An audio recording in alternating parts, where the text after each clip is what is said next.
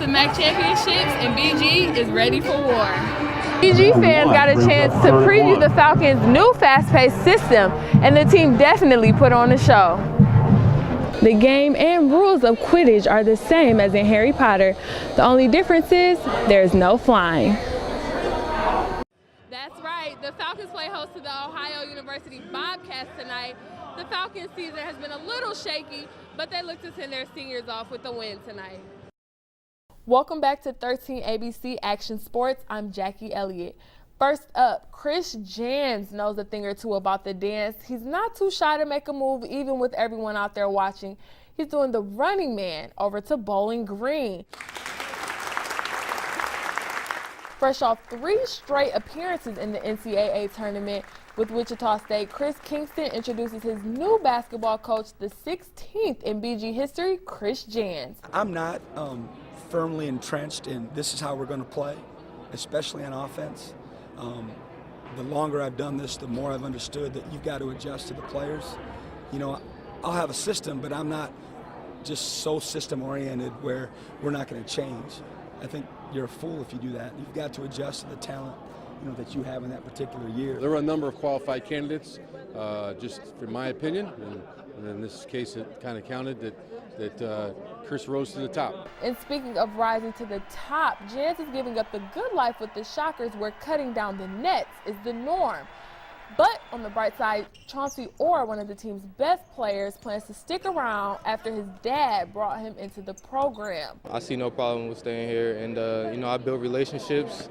I build a team, a family, and I'm not ready to leave that. That's something that I've built throughout my 7 years of being here, and I think that this is the best fit. And my dad was my coach for 3 years, but he's been my dad for 20, and he's been my mentor for 20. So I think he's still going to be that, and but it's just time for a new relationship with Coach Jans, and I think that I'm looking forward to it and excited about it.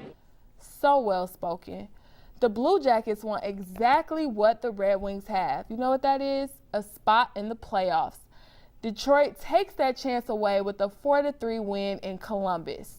The Toledo Speedway unveils their schedule at Hollywood Casino with Frank Kimmel in town. No relation to Jimmy.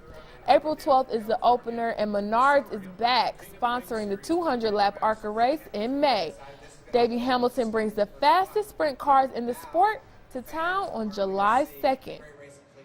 With the Wings, we can be so much more maneuverable and actually make more grooves on the racetrack, and it makes it very exciting. With almost 900 horsepower as well, it's you know, you're getting along pretty good. Since Roy Mott and Ron Drager's taken over the place and cleaned it up, and it's such a nice place for the fans to come watch, and it's always exciting for racers when you look up in the stands, you see a standing room only crowd. That's a pretty cool deal. That's all we have for you tonight in sports. Stick around for more 13 ABC Action News. Quidditch is a co-ed representation of rugby and dodgeball. To join the BGSU Quidditch team, little experience is required. Captain Katie Mulligan says the sport is for everyone. It's full tackle, but it's also co-ed, which draws a lot of people, both guys and girls. There are 7 players on the field at a time, and players must remain on their brooms. There are 4 positions. Keepers and seekers are the most important. Keepers block the goal, and seekers catch the snitch. Catching the snitch ends the game. The game and rules of Quidditch are the same as in Harry Potter. The only difference is there's no flying. To score points, players must score goals. Each goal is worth 10 points. Catching the snitch is 30 points. Mulligan says Quidditch is exciting. A lot of fun. I can't imagine my college career without it, so it's a big part of my life. The nationally ranked team pays for its own expenses.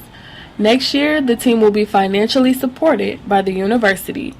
Jackie Elliott reporting.